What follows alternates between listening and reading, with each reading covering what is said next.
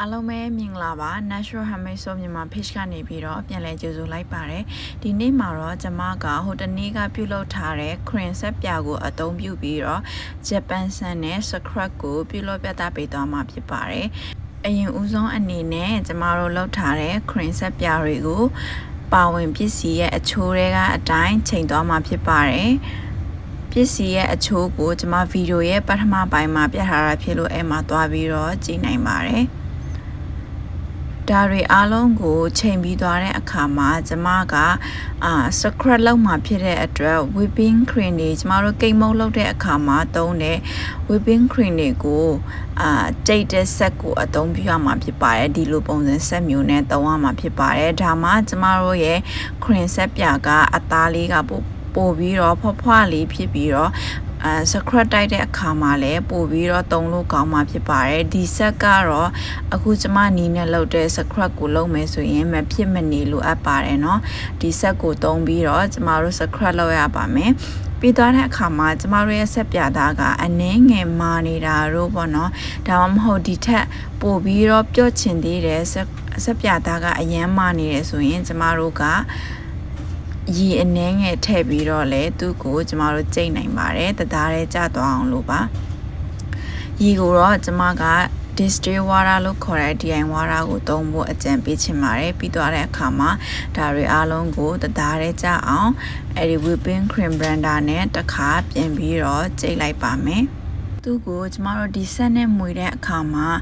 15မိနစ်ကနေပြီးတော့မိနစ်20ခန့်ထိမွေရပါတယ်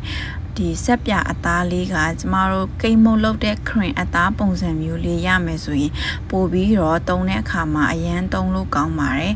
ဒါကိုကျမတို့ဂျပန်ဆန်ရဲ့အမုတ်ပေါ့နော်ကျမကဂျပန်ဆန်ဝယ်လာပြီးတော့ကိုယ်တိုင်အမုတ်ကျိတ်လိုက်ပါတယ်တအားညက်စရာမလိုပါဘူးစခရက်လောက်မှာဖြစ်တဲ့အတွက်ကြောင့်မလို့မညက်တအားညက်စရာမလိုပေါ့နော်တအားညက်သွားလို့ရှိရင်ကျမတို့စခရက်ပုံစံအရသာမျိုးကိုဒီသုံးလိုက်တဲ့အခါမှာခံစားမိမှာမဟုတ်ဘူးပေါ့နော်ဆိုတဲ့အတွက်ကြောင့်မလို့တအားညက်စရာမလိုပါဘူးဒါတွေအားလုံးကို blender နဲ့တေချာကြိတ်ပြီးသွားတဲ့အခါမှာတော့ကျမတို့ကအနံ့ထည့်ပါမယ်အနံ့ကိုတော့မိမိကြိုက်နဲ့တက်တဲ့အနံ့ FOEO ကြိုက်တာကိုရွေးပြီးထည့်လို့နိုင်ပါတယ်ပြီးသွားတဲ့အခါမှာတော့ကျမတို့တေချာလေးပြန်ကြိတ်ပြီးသွားရင်သူ့ကိုကျမတို့ဘူးထဲကိုထည့်ပါမယ်ဘူးထဲကိုထည့်တဲ့အခါမှာလည်းဒါကလည်းကိုကြိုက်နဲ့တက်တယ်လို့ထည့်နိုင်ပါတယ်ကျမကတော့ကိတ်မုတ်ထည့်တဲ့အခါမှာသုံးတယ်ဒီအဲ့ဒီညစ်တန်ခေါင်းလေးနဲ့သုံးတာပေါ့နော်ရှစ်စရာကောင်းသွားအောင်လို့ပါအဲ့ဒီအတွက်ကြောင့်ပဲထည့်သုံးတာဖြစ်ပါတယ်ဒါကတော့ကိုကဒီတိုင်းပဲသုံးချင်တယ်ဆိုရင်ဒီတိုင်းပဲသုံးပြီးတော့လည်းရပါတယ်ဒါလေးတွေကိုထည့်မယ်ဆိုလို့ရှိရင်ကျမတို့ကဒီကိတ်မုတ်လုပ်တဲ့အခါမှာသုံးတဲ့ပန်းပွင့်ခေါင်းလေးလိုအပ်တာဖြစ်ပါတယ်ဒါလေးတွေကိုတေချာဘူးလေးထဲမှာညှစ်ထည့်ပြီးသွားတဲ့အခါမှာတော့ကျမတို့က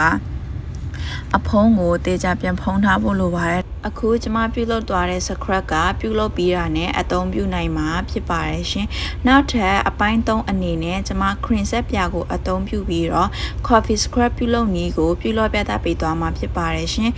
အားလုံးပဲအခုလိုဂူရရစီစေတဲ့ကျမရဲ့ဗီဒီယိုဖိုင်လေးတွေကိုကြိုက်နေတက်ခဲ့မယ်ကျမရဲ့ဗီဒီယိုဖိုင်လေးတွေကတကယ်ချင်းတို့အတွက်ဂူရရရခဲ့မယ်ဆိုရင်ကျမရဲ့ Facebook page ထဲမှာ like and share follow လေးလုပ်ထားပေးပြီးတော့ YouTube ထဲမှာဆိုရင်တော့ subscribe နဲ့ခေါင်းလောင်းလေးကိုနှိပ်ထားပေးဖို့မမေ့နဲ့နော်အဲ့လိုလေးတွေလုပ်ထားပေးခြင်းအားဖြင့်ကျမအသစ်တင်တဲ့ဗီဒီယိုတွေကိုတကယ်ချင်းတို့ကအလွယ်တကူရှာဖွေနိုင်မှာဖြစ်ပြီးတော့ဗီဒီယိုအသစ်တွေတင်တဲ့အခါတိုင်းမှာလည်းအချက်ပြပေးသွားနိုင်မှာဖြစ်ပါတယ်ရှင်နောက်တစ်ခုအနေနဲ့ကျမဗီဒီယိုထဲမှာအသုံးပြုသွားတဲ့ကုန်ကျန်းပစ္စည်းတွေကိုမှာယူချင်တယ်ဆိုရင်ကျမရဲ့မြန်မာပြည်က food delivery စီမှာမှာယူအားပေးနိုင်ပါတယ်ရှင်အားလုံးကိုကျေးဇူးတင်ပါတယ်နောက်ထပ်ဗီဒီယိုတွေမှာတွေ့ကြပါမယ် bye bye